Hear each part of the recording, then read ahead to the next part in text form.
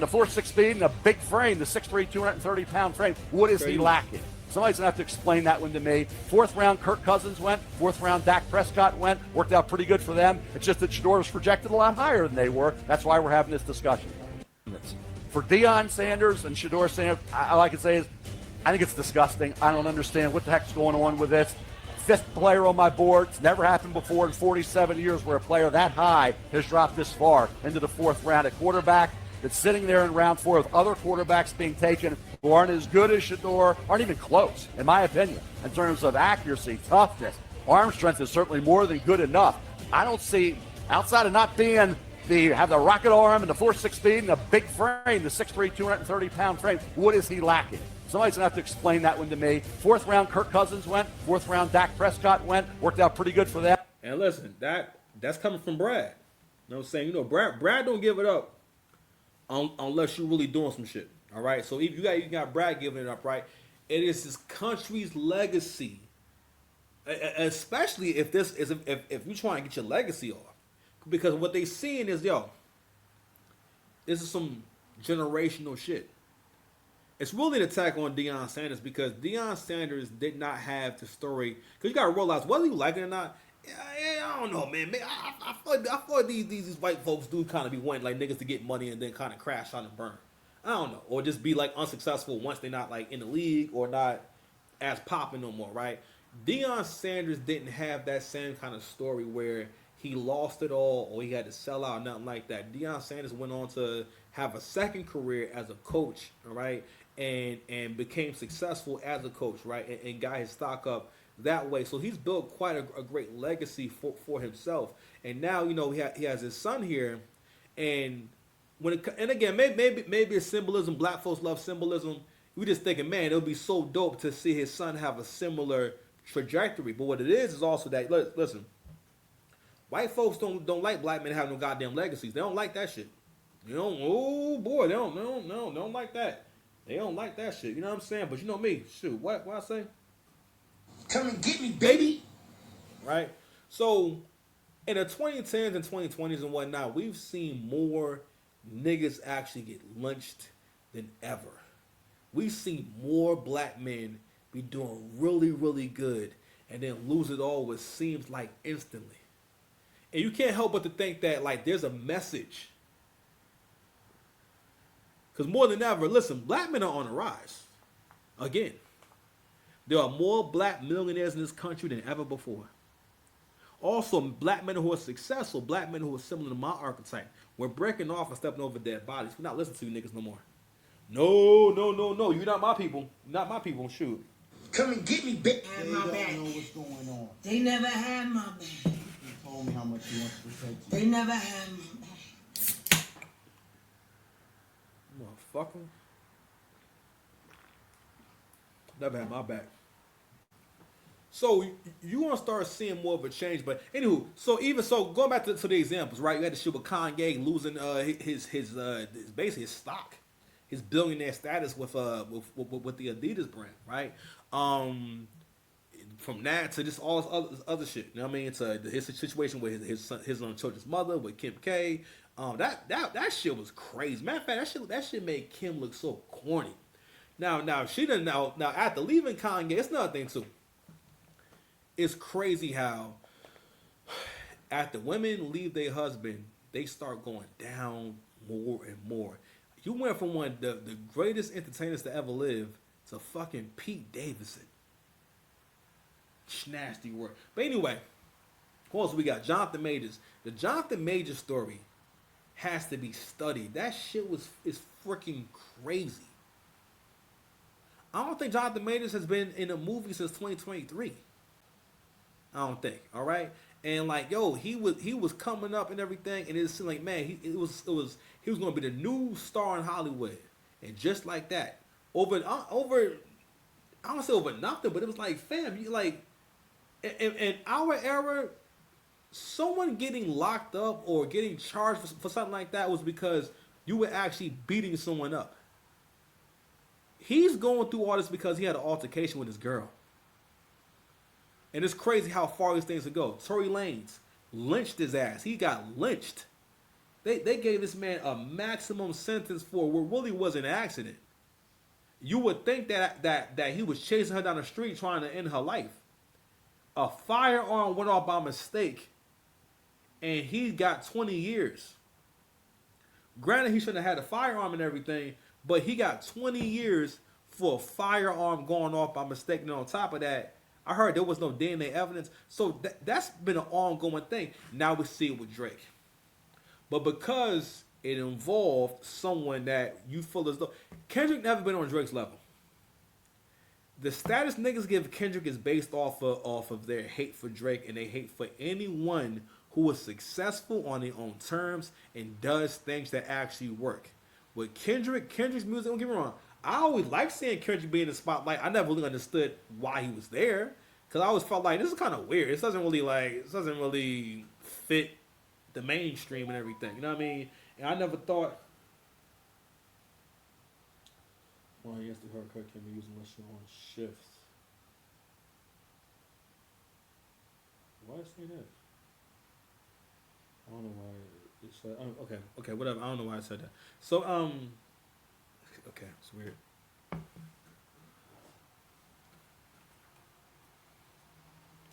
So I left my Instacart car somewhere. I was like, what are you talking about? Anyway, it should be tripping from time to time. So, all right. So, have one more video I wanted to play. I don't want to keep getting too far away from it, but I wanted to kind of paint that picture. If you guys kind of realize, like, all right, this is an ongoing like pattern, and it's almost like a thing that you have to like look forward to. With people creating opposition for you, and believe it or not, when you're successful, you're great at what you do. People will be if they feel as though there's no opposition for you, because people do have a thing about you winning too much. And for winners to understand why you don't get as much love or verbal appreciation or whatnot, you got to realize when you're around someone who does the same thing you do, it's almost like you guys are having sex with the same person, right? And the thing is, y'all kind of have a cuck-bull relationship. The more successful you are, the more you think like the bull who's also successful in his personal life. You know what I'm saying? Because the best guy to be in any relationship involving women is the guy who gets to have sex. All right, because ultimately, that's what matters most. You can have all the respect in the world, but if y'all ain't smashing or y'all gotta have a good. If y'all not having sex, it just don't count. And so you're like, if you're really talented, let's say you're a talented one. You're like a hung bull with an amazing body. You know what I'm saying? Who also got like mad money. You know what I mean? And you really be feeling like, damn, like how come Josh don't be telling me how good I be fucking his wife? Because for the most part, them being a good sport about how good you are at what you do is like giving someone props on how good they fuck your wife, basically. Anyway, so you guys understand, all right? Anyway, I wanted to share this clip from I think these are the Kelseys. I know that's one of the brothers. I think Their starting quarterback. They picked two of them in the draft. Shadura, hit us up if you need any food recommendations out there in Cleveland, big dog. Good luck. Obviously, Shador Sanders sliding. Biggest story out of the draft was obviously Shador Sanders sliding to the 5th round. Some people had him like top 10 picks, right? God, I love this for Cleveland. I really do, man. The Browns fan deep down in my heart is just like, yeah. A lot of anonymous reports prior to the draft that his team interviews went poorly. I think whoever's the anonymous person that's saying this should come out and say who they were and what. Say it with your chest. Like, what the is that about? I'm not sure why he dropped, whether it was the interviews or whether it was stuff that they saw on film. What I saw on film, I thought he was a way higher pick. And I think that's all that should matter. I feel like this is going to be such a fresh start for him. I can see him working his ass off and becoming the starting quarterback in Cleveland at some point, for sure. The reality is, to me, it's hard to find a great quarterback in this league. If these teams really felt that Shador Sanders was a top first-round talent, they would have picked him. The bottom line is teams just do not think the potential of Shador Sanders panning out the next level is high enough to warrant an earlier pick. And teams get this wrong all the time. They got it wrong with Brock Purdy. They got it wrong with Tom Brady. This is not like an exact science. And I'm happy Shador Sanders is going to get an opportunity to go to Cleveland because clearly Cleveland wants to replace their starting quarterback. They picked two of them in the draft. Shador, hit us up if you need any food recommendations out there in Cleveland, big dog. Good luck becoming the starting quarterback for the Cleveland Browns, brother. I hope he makes it and he brings his all of the people that he brought to the meetings to the contract that he signs after he leads him to some playoff game. You know what I mean? Like, I hope this just happens in the biggest you to everybody around there questioning that side of it. Oh man, listen, that was a very listen. You're gonna start seeing more white people make really good jokes about black folks. That is really funny. He said, "What you bring all the same people that was in the video to the contract sign." But real talk though, like they were saying though, he said this is the beginning of his journey, right? And but it's not really a bad thing. See, here's the thing, and I was watching Angry Man earlier. He brought this up about how. What he was speaking on, I was hoping he was going to do it, but he didn't do it. Pause. He was saying how if a utopia was possible, it will only last for a short while because that's not who human beings are. Human beings only thrive and do well when they have adversity.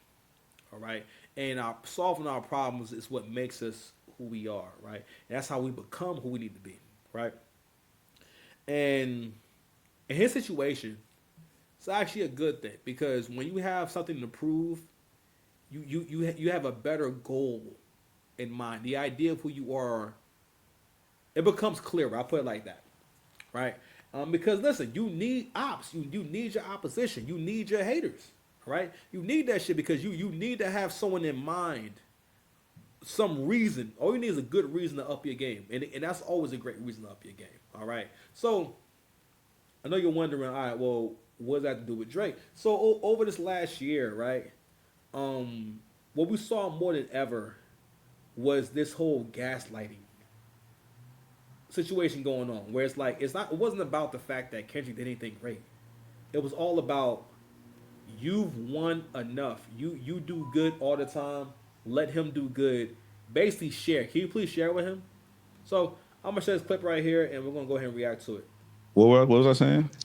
Lines that hit from Euphoria. You had your turn. We're going to ask Maul now. Maul, were there any lines objectively that you think struck a nerve from Euphoria? I honestly can't remember Euphoria, like the part. And I'm being serious. I really can't remember. I can't quote a single. So you see what he just did right here? God level gaslighting right here. Whenever somebody makes a point and they're serious, if you can start laughing at the perfect time and give people do this shit all the time. Where they hear you making your point and they'll start trying to laugh while you're making your point.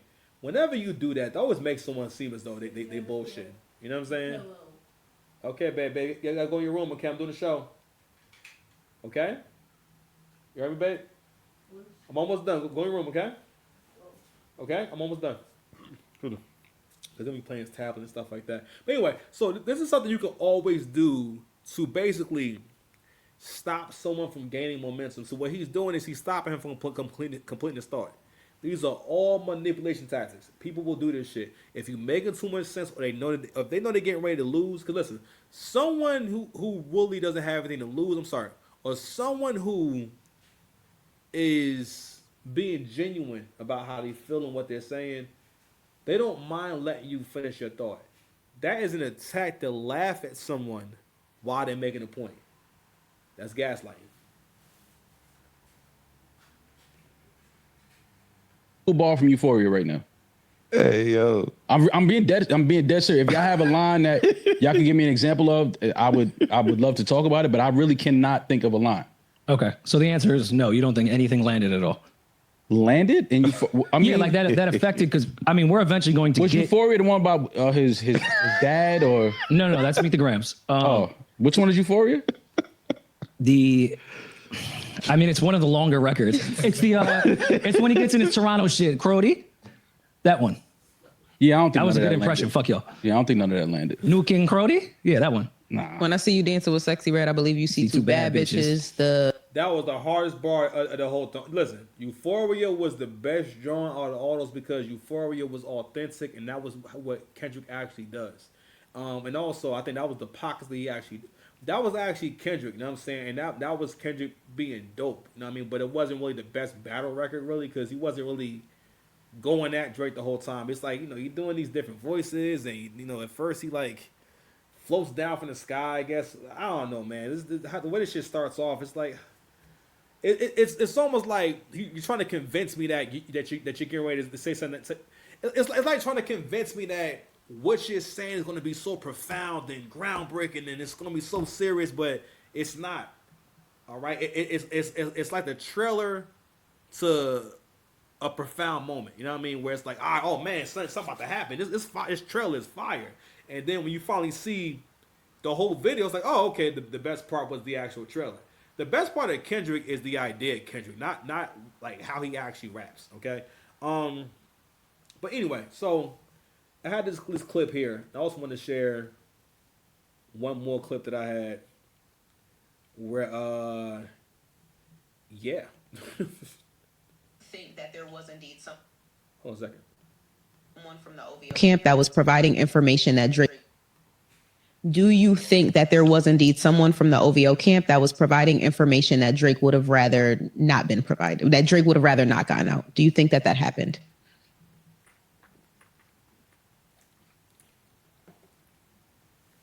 I wouldn't necessarily say from the OVO camp. An affiliate, maybe? Perhaps. Just an OV? An O? Maybe. If you remember, if you go back a little bit in the timeline, when the Push Ups record dropped, I'm the one who announced that it was dropping in 30 minutes. And this was the leaked version or the version I said it'll be on DSPs in 30 minutes. Okay. And again, the version that leaked or the version that ended up being the official song, I'm the one who said it'll be on DSPs in 30 minutes. Okay. He's not answering the question. What they're asking him is basically, was it the first version or the second version? So that's my answer. So basically, you lying. If someone says that's my answer, they lying. But anyway, Do you think that there was indeed someone from the OVO camp that was providing information that Drake would have rather not been provided, that Drake would have rather? so basically, what's going on is basically that he's admitting that. I think it's two different videos, but basically he admits to there being a mole in the OVO camp that was basically funneling information, or UMG was funneling. I'm sorry, that's what it was. They're saying that UMG had this information on when these records were dropping and everything, and then they basically let Kendrick know, Drake's getting ready to do Family Matters right now. You know what I mean? So because Not Like Us did come out right after Family Matters came out, it was like right on time. And I never thought about the timing of that whole thing. Like, you know what? Damn, you know what? Like, wow. You kind of just figure, okay, well, it's a battle and whatnot, right? Kendrick just ready. But then you gotta start thinking about how long did Kendrick have these records? Like, how long did he? How many songs did he have? And how long did he actually have these records? Because he obviously didn't just make those songs, right? And you gotta start questioning this. Like basically, how long was this being planned?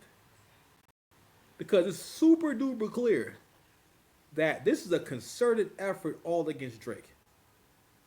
Let me go ahead and read the caption from Beloved. Shout out to Kev Talks. It says Rather not gotten out. Do you think that happened? It says Jesus. My bad. Hold on. Oh, what's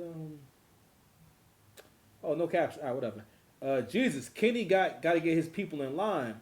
They all clout demons living off him now.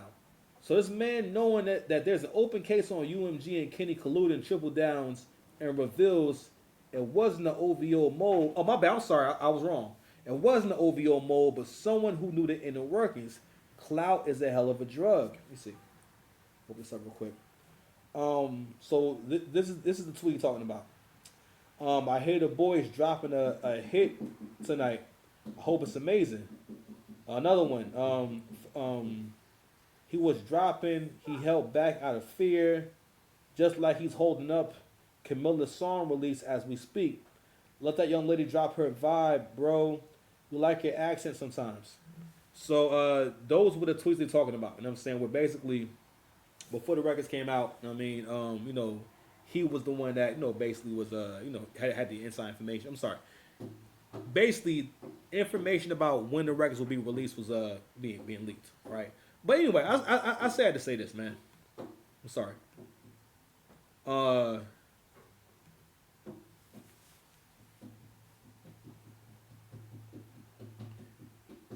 Black men who are watching this right now, this is what you have in store for you if you choose to be great. You will always have opposition. You will always have people trying to prove that you've won enough and you don't need to win anymore. Let the losers win. And you know what I say to that? Fuck all that. We out of here, man. Anyway, bro, keep winning. I'm saying, just know the Six Pads loves you, okay? And I believe in you. So, we out of here, baby.